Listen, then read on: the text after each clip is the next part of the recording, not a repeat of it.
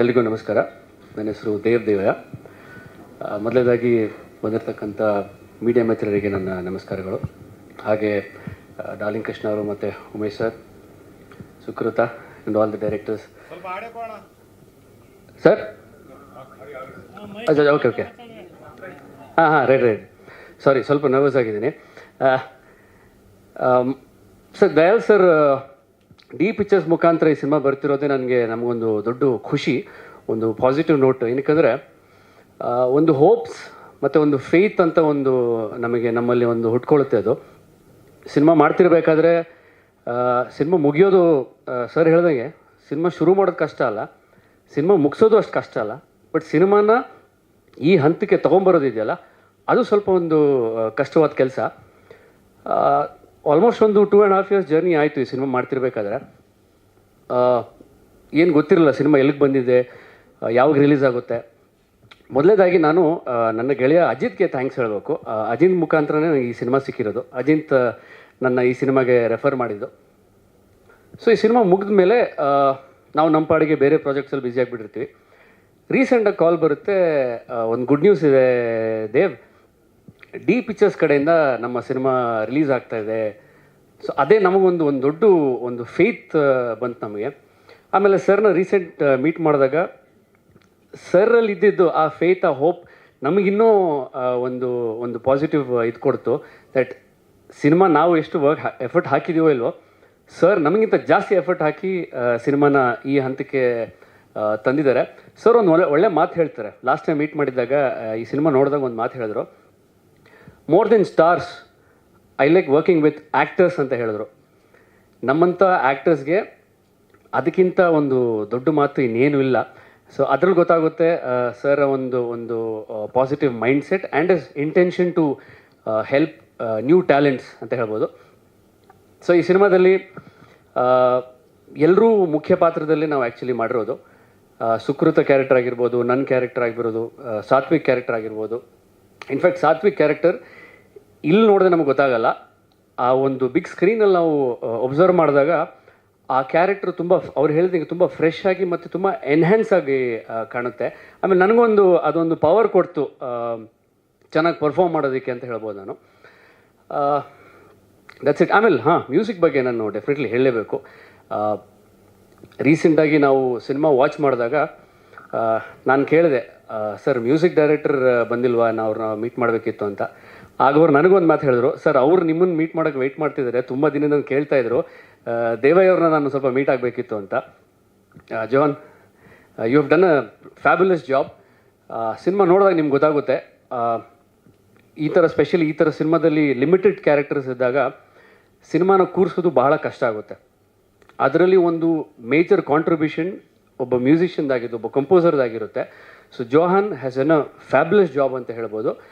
ಆ ಸಿನಿಮಾನ beginning to end ನಿಮಗೆಲ್ಲೂ ಬೋರ್ ಆಗದಿರೋ ಹಾಗೆ ಇಂಟೆನ್ಸಿಟಿನ ಇಟ್ಕೊಂಡು ಆ ಸಿನಿಮಾನ ಕ್ಯಾರಿ ಮಾಡೋದಿದೆಯಲ್ಲ, ಅದರಲ್ಲಿ ತುಂಬ ಒಂದು ಒಳ್ಳೆ ಕೆಲಸ ಮಾಡಿದ್ದಾರೆ ಅಂತ ಹೇಳ್ಬೋದು. ಆಮೇಲೆ ಸಿನಿಮಾಟೋಗ್ರಫಿ ಆ್ಯಂಡ್ ನಮ್ಮ ಡೈರೆಕ್ಟರ್ಸ್ ರವಿ ಸರ್ ಮತ್ತು ಚೇತನ್ ಅವರು ಡುವೋ ಎಫೆಕ್ಟ್ ಈ ಸಿನಿಮಾದ ನೋಡ್ತೀವಿ. ಅಫ್ಕೋರ್ಸ್ ನನಗೆ ಅವರು ಪರಿಚಯ ಅಷ್ಟಿರಲಿಲ್ಲ. ನಮ್ಮ ಅಜಿತ್ ಮುಖಾಂತರ ನಾನು ಅವರ ಕೋಮಾ ಸಿನಿಮಾಗೆಲ್ಲ ಹೋಗಿದ್ದೆ. ಸೊ ಅವರ ಡೈರೆಕ್ಟಿಂಗ್ ಎಬಿಲಿಟೀಸ್ನ ನಾನು ಅಲ್ಲಿ ನೋಡಿದ್ದೆ. ಅಷ್ಟು ಟಚ್ಚಲ್ಲಿ ಇರ್ಲಿಕ್ಕೆ ಆಗ್ತಿರಲಿಲ್ಲ. ಬಟ್ ನನ್ನ ಗೆಳೆಯನಿಂದ ಒಂದಿನ ನಾವು ಪರಿಚಯ ಆಗಿ ಅವರು ಒಂದು ಕತೆ ಹೇಳಿದ್ರು, ಡಾರ್ಕ್ ವೆಬ್ ಅಂತ ಹೇಳಿದ್ರು. ಬಹುಶಃ ಈಗ ಸ್ವಲ್ಪ ಜನರಿಗೆ ಡಾರ್ಕ್ ನೆಟ್ ಬಗ್ಗೆ ಏನೋ ಸ್ವಲ್ಪ ಮಾಹಿತಿ ಇರ್ಬೋದು. ನಾವು ಈ ಸಿನಿಮಾ ಮಾಡಿದಾಗ ಒಂದು 2.5 years back, 3 years ago before Covid, dark net ಬಗ್ಗೆ ಯಾರಿಗೂ ಅಷ್ಟು ನಮಗೆ ಐಡಿಯಾನೇ ಇರಲಿಲ್ಲ. ಡಾರ್ಕ್ ನೆಟ್ ಅಂದರೆ ಏನು, ಡಾರ್ಕ್ ವೆಬ್ ಅಂದರೆ ಏನು ಅಂತ ಹೇಳ್ಬಿಟ್ಟು. ಸೊ ಕಾನ್ಸೆಪ್ಟ್ ಫ್ರೆಶ್ ಅಂತ ಆಯಿತು. ಓಕೆ, ಈ ಒಂದು ಸಂದರ್ಭಕ್ಕೆ ಈ ಒಂದು ಫ್ರೆಶ್ ಕಾನ್ಸೆಪ್ಟ್ ವರ್ಕ್ ಆಗ್ಬೋದಾ ಅಂತ ನನಗೆ ಅನಿಸಿದಾಗ, ಹೌದು ಡೆಫಿನೆಟ್ಲಿ ವರ್ಕ್ ಆಗುತ್ತೆ. ಯಾಕಂದರೆ ಈ ಥರ ಒಂದು ಕಾನ್ಸೆಪ್ಟ್ ನಮ್ಮ ಕನ್ನಡದಲ್ಲಿ ಜಾಸ್ತಿ ಯಾರೂ ಎಕ್ಸ್ಪ್ಲೋರ್ ಮಾಡಿಲ್ಲ. ಸರ್ ಹೇಳ್ದಂಗೆ ಗುಲ್ಟು ಸಿನಿಮಾದಲ್ಲಿ ಕೆಲವು ತುಣುಕುಗಳನ್ನ ನೀವು ನೋಡ್ಬೋದು. ಹಾಗೆ ಈ ಸಿನಿಮಾದಲ್ಲೂ ಒಂದು ಡಾರ್ಕ್ ನೆಟ್ಟಲ್ಲಿ ಸಪ್ರೇಟ್ ಆಗಿರೋ ಒಂದು ಪ್ರಪಂಚದಲ್ಲಿ ಹೇಗೆ ಒಬ್ಬ ವ್ಯಕ್ತಿ ಸೈಕಾಲಜಿಕಲಿ ಇನ್ವಾಲ್ವ್ ಆಗಿಬಿಟ್ರೆ ಏನಾಗುತ್ತೆ, ಆಮೇಲೆ ಅದನ್ನಿಟ್ಕೊಂಡು ಅವರು ಬೇರೆ ಜನರ ಮೇಲೆ ಯಾವ ರೀತಿ ಒಬ್ಬ ಪರಿಣಾಮ ತೋರಿಸ್ಬೋದು ಅನ್ನೋದು ಈ ಸಿನಿಮಾದಲ್ಲಿ ನಾವು ನೋಡ್ಬೋದು. ಕ್ರುಯಾಲಿಟಿ, ಅವಾಗ ಸರ್ ಹೇಳ್ದಂಗೆ ಸಾಕಷ್ಟು ಕ್ರುಯಾಲಿಟಿ ವಿಷಯಗಳು ಇದೆ.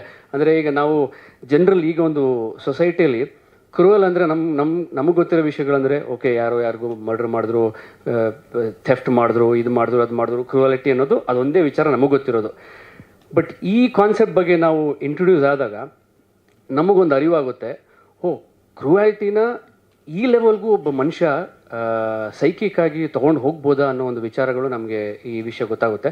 ಬಟ್ ಅವ್ರು ಹೇಳಿದಂಗೆ ನಾವು ತುಂಬ ಡೆಪ್ತಾಗಿ ಈ ವಿಷಯದ ಬಗ್ಗೆ ನಾವು ಎಕ್ಸ್ಪ್ಲೋರ್ ಮಾಡಲಿಲ್ಲ. ಒಂದು ಕಾನ್ಸೆಪ್ಟ್ ಇಟ್ಕೊಂಡು ಒಂದೇ ಸ್ಟ್ರೀಮಲ್ಲಿ ಈ ಸಿನಿಮಾನ ನಾವು ತೊಗೊಂಡೋಗಿದ್ದೀವಿ.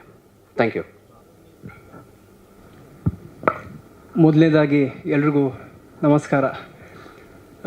ಬೇಸಿಕಲಿ ನಾನು ಉಡುಪಿಯಿಂದ ಬಂದಿದ್ದೀನಿ. ಆ್ಯಕ್ಚುಲಿ ಇದು ನನ್ನ ಮೊದಲನೇ ಸಿನಿಮಾ. ಸ್ವಲ್ಪ ನರ್ವಸ್ ಆಗಿದ್ದೀನಿ, ಸ್ವಲ್ಪ ಅಲ್ಲ ತುಂಬ ನರ್ವಸ್ ಆಗಿದ್ದೀನಿ. ಸೊ ಈ ಸಿನಿಮಾ ಬಂದಾಗ ನಾನು ಊರಲ್ಲಿ ಪೇಂಟಿಂಗ್ ಕೆಲಸ ಮಾಡ್ತಾಯಿದ್ದೆ. ಆ್ಯಕ್ಚುಲಿ ನಾನು ಇಂಟೀರಿಯರ್ ಡಿಸೈನರ್, ಬಟ್ ನನಗೆ ಆರ್ಟಲ್ಲಿ ತುಂಬ ಇಂಟ್ರೆಸ್ಟು. ಸೊ ಪೇಂಟಿಂಗ್ ಕೆಲಸ ಮಾಡ್ತಾ ನನ್ನ ಫ್ರೆಂಡ್ ಒಬ್ಬ ಇದ್ದಾನೆ, ಯೋಗೀಶ್ ಅಂತ. ಅವನು ನಾನು ಡ್ರಾಮಾ ಬರೆಯೋದು, ಅದನ್ನು ಸ್ಟೇಜಲ್ಲಿ ಪರ್ಫಾರ್ಮ್ ಮಾಡೋದು. ಸೊ ಈ ಥರ ಇರೋ ಸ್ಟೇಜಲ್ಲಿ ನಾನು ಅವನ ಹತ್ರ ಹೇಳ್ತೀನಿ, ಮಗ ನಾವು ಸಿನಿಮಾ ಮಾಡಬೇಕು, ಈ ಥರ. ಚಿಕ್ಕ ವಯಸ್ಸು ಆದರೂ ಆ ಹುಚ್ಚು. ಯಾವಾಗ ತುಂಬ ಸ್ಟ್ರಗಲ್ ಮಾಡಿದ್ದೀವಿ, ಆಡಿಷನ್ಸು ಅದು ಇದು ಅಂತ ತುಂಬ. ಅದೇ ದಿವಸ ನನಗೆ ಈ ಥರ ಮಾತಾಡ್ಕೊಂಡು ಬಂದಾಗ ಮನೆಯಲ್ಲಿ ಒಂದು ಕಾಲ್ ಬರುತ್ತೆ, ನಮ್ಮ ರವಿಕಿರಣ್ ಸರ್ ಅವ್ರದ್ದು. ಕಾಲ್ ಮಾಡಿ ಅವರು, ಸಾತ್ವಿಕ್ ಈ ಥರ ಒಂದು ಕ್ಯಾರೆಕ್ಟರ್ ಇದೆ. ಅವರು ನನ್ನನ್ನು ಯಾವುದೋ ಸೋಷಿಯಲ್ ಮೀಡಿಯಾದಲ್ಲಿ ನೋಡಿ ಅದರಲ್ಲಿ ನಾನು ಕಂಟೆಂಟ್ ಆಗ್ತಾಯಿದ್ದೆ, ಏನೇನೋ ಪರ್ಫಾರ್ಮ್ ಮಾಡಿಕೊಂಡು. ಸೊ ಅದರಲ್ಲಿ ನನ್ನನ್ನು ಹುಡುಕಿ ಅವರು ನನಗೆ ಒಂದು ಈ ಥರ ಇದೆ, ಏನಂತ ಹೇಳಿಲ್ಲ, ಒಂದು ಕ್ಯಾರೆಕ್ಟರ್ ಇದೆ ಬಂದುಬಿಡಿ ಅಂತ. ನನಗೆ ಏನು ಮಾಡೋದಂತ ಗೊತ್ತಾಗಿಲ್ಲ. ಮೊದಲನೇ ಅವಕಾಶ ನನಗೆ ಸಿಕ್ಕಿರೋದು. ಇವಾಗಷ್ಟೇ ಮಾತಾಡ್ಕೊಂಡಿರೋದು ಈ ಥರ ಮಾಡಬೇಕು ಅಂತ. ಸೊ ಅದಾದಮೇಲೆ ಚೇತನ್ ಸರ್ ಕೂಡ ಹೇಳಿದ್ರು, ಮಾತಾಡಿದ್ರು ನನ್ನ ಜೊತೆ. ಸೊ ಆವತ್ತೇ ಹೊರಟ್ಬಿಟ್ಟೆ ನಾನು. ಬೆಂಗಳೂರು ಅಂದರೆ ಏನಂತಲೇ ಗೊತ್ತಿರಲಿಲ್ಲ ನನಗೆ, ಯಾವ ಥರ ಇರುತ್ತೆ, ಹೇಗೆ, ಏನು ಬರಬೇಕು, ಎಲ್ಲಿ, ಏನೂ ಗೊತ್ತಿರಲಿಲ್ಲ. ಸೊ ಬಂದಾದಮೇಲೆ ಫಸ್ಟ್ ಹೇಳಿದ್ದೆ, ಸಾತ್ವಿಕ್ ಒಂದು ಕ್ಯಾರೆಕ್ಟರ್ ಇದೆ, ಇದು ಒಂಥರ ಮೇಯ್ನ್ ಲೀಡ್ ಥರ ಕ್ಯಾರೆಕ್ಟರ್ ಮಾಡಿ ನೀವು, ನಿಮ್ಮ ಕೈಯಲ್ಲಿ ಆಗುತ್ತೆ ಅಂತ. ಬಟ್ ನನಗೆ ಡ್ರಾಮಾ ಮಾಡ್ಕೊಂಡಿದ್ದೆ ಊರಲ್ಲಿ, ಯಾವ ಥರ ಮಾಡೋದು, ಏನು ಸಿನಿಮಾ ಅಂದ್ರೇನು, ಕ್ಯಾಮ್ರನ್ನ ಹೇಗೆ ಯಾವ ಥರ ಫೇಸ್ ಮಾಡೋದಂತ ಗೊತ್ತಿಲ್ಲ. ಆ್ಯಂಡ್ ನನ್ನ ಕನ್ನಡ ಬೇರೆ, ನಂದು ಉಡುಪಿ ಕನ್ನಡ. ಯಾರಾದರೂ ಸ್ವಲ್ಪ ಎಲ್ಲಾದರೂ ಉಡುಪಿಲಿ ಮಾತಾಡಿದ್ರೆ ನನಗೆ ತುಳು ಇಲ್ಲಾಂದರೆ ಕನ್ನಡ ಎಲ್ಲ ಮಿಕ್ಸಪ್ ಆಗುತ್ತೆ. ಸ್ವಲ್ಪ ನಮ್ಮ ಕಡೆಯವ್ರಿಗೆ ಸ್ವಲ್ಪ ಕಷ್ಟ ಆಗುತ್ತೆ ಅದು ಲ್ಯಾಂಗ್ವೇಜ್ ಅನ್ನೋದು, ಕನ್ನಡ. ಸೊ ಮೊದಲನೇದಾಗಿ ನಾನು ರವಿಕಿರಣ್ ಸರ್ ಆಗಿ ಚೇತನ್ ಸರ್ಗೆ ತುಂಬ ತುಂಬ ಥ್ಯಾಂಕ್ ಯು ಅಂತ ಹೇಳೋಕ್ಕೆ ಇಷ್ಟಪಡ್ತೀನಿ. ನನಗೆ ಕೆಲವೊಂದು ಕಡೆ ನಾನು ನರ್ವಸ್ ಆಗಿದ್ದೀನಿ, ಅಲ್ಲಿ ಬಂದು ನನಗೆ ಹೇಳಿದ್ದಾರೆ, ಇಲ್ಲ ಕಣೋ ನಿನಗೆ ಆಗುತ್ತೆ. ಎಷ್ಟೋ ಸಲ ನಾನು ಏನೇನೋ ಸ್ಟ್ರಗಲ್ ಮಾಡಿದ್ದೀನಿ ಕೆಲವೊಂದು ಸೀನ್ಸಲ್ಲಿ.